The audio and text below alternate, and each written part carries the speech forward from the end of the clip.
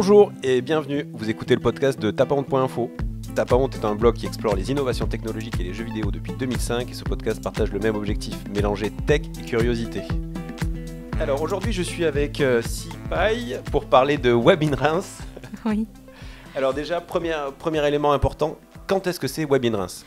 Web in Reims, c'est le 27 septembre 2019, donc cette année, vous ne vous trompez pas, à Reims. Et du coup ça tombe bien parce qu'en plus ça tombe un vendredi. Oui, ça tombe un vendredi, c'est parfait, on est à 5 minutes à pied de la gare. Du coup on peut venir pour passer une belle journée de conférence. Exactement. Et après un beau week-end dans la région. Un super week-end dans une ville patrimoine UNESCO. C'est bon, je l'ai bien faite. Impec.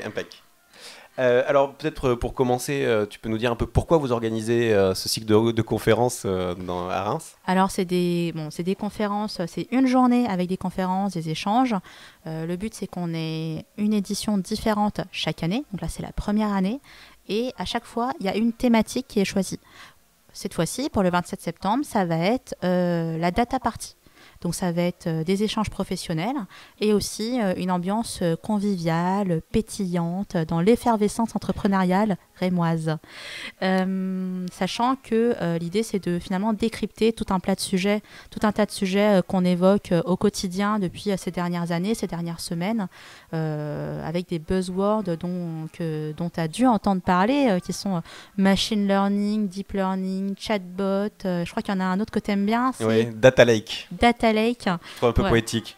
Si pour l'objectif, ça va être un peu d'expliquer ce qu'il y a derrière cette notion de data et de la vulgariser.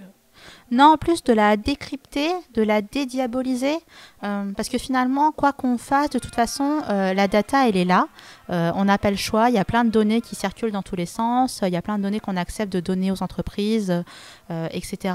Finalement, de savoir qu'est-ce qu'on fait, qu'est-ce qu'on en fait, qu'est-ce qu'on peut vraiment en faire, est-ce que c'est un danger, est-ce que c'est un enjeu, est-ce que c'est une opportunité pour les gens, pour les entreprises, pour tout le monde. Et c'est vrai que finalement, pour nous au présent et même pour les générations futures, c'est une vraie thématique, notamment sur Facebook. Qu'est-ce qu'on fait des gens qui sont décédés ? Qu'est-ce qu'on fait de leurs données à eux ? C'est des vraies questions. Oui, c'est-à-dire qu'on en collecte tellement de la data partout qu'aujourd'hui, il faut prendre conscience un peu de son intérêt et de comment on va pouvoir la manipuler dans le futur. Oui, et puis qu'est-ce qui est éthique ou pas aussi ? Il y a une vraie notion de vie privée. C'est pas pour rien que l'an dernier, on a une loi au niveau européen, le RGPD, le Règlement général de la protection des données pour réglementer tout ça. Et ça, c'est vrai que ça a permis finalement une prise de conscience pour les gens parce qu'ils se sont dit ah bah tiens, il y a une loi, c'est qu'il se passe un truc. Mais aujourd'hui, comment finalement mettre en place les choses vraiment, c'est aussi une question parce qu'on n'a pas forcément tous la chance d'avoir accès à des compétences, à des expertises très poussées près de chez nous. Et puis Reims, c'est aussi ça, c'est créer des rencontres, créer un lieu où tous ces débats pourront avoir lieu. Et donc l'idée aussi c'est de créer du débat, de ne pas être dans la connivence ou dans le côté marketing, mais vraiment de pouvoir faire évoluer un petit peu la question et la réflexion. Oui, parce que c'est pas du tout un cycle de conférences technique. C'est-à-dire qu'on n'est pas là pour vous lire de la documentation sur comment faire le meilleur chatbot qui soit. À la limite, c'est même pas du tout ça le sujet. C'est vraiment parler des enjeux. C'est pour ça qu'on va avoir des intervenants qui viennent de tous les bords, qui viennent à la fois du privé, du public, qui sont qui font de la communication, de l'acquisition, de la technique, des développeurs. Tous ces gens-là, il faut qu'ils puissent avoir un lieu pour en discuter et pour créer de l'échange avec les participants qui auront accès à ces compétences, qui eux-mêmes, il y aura certainement des gens très compétents parmi cette audience aussi, pour finalement, c'est plus, Web in Reims, c'est un prétexte pour pouvoir se poser les bonnes questions dont on n'a pas le temps d'habitude et qui sont pourtant fondamentales et stratégiques. Et du coup, quel est le rapport avec... Enfin, il va y avoir du rapport avec la Champagne, le champagne Mais oui, bien sûr. Ça aurait été dommage. Il y a aussi, bien sûr, un fort enjeu territorial. Bon, on est à Reims.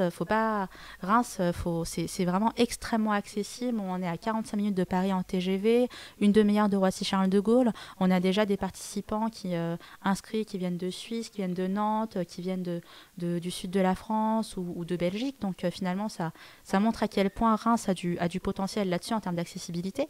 Mais par rapport à la Champagne, c'est vraiment pour valoriser, moi ce que j'aime bien dire, valoriser notre terroir numérique, parce qu'on est tout récemment communauté French Tech Le Grand Reims, qui vient d'être labellisée.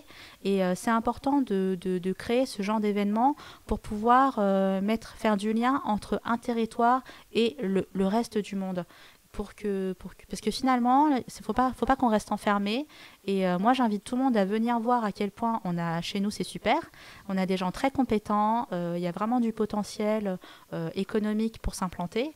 Et en plus, même au niveau historique, culinaire, ça va être, je vous dis, ça va être génial. Limite, je suis vraiment très, très, très enthousiaste parce que là, notre objectif, par exemple, c'est d'avoir le plus possible de la nourriture et des boissons quasiment que du local.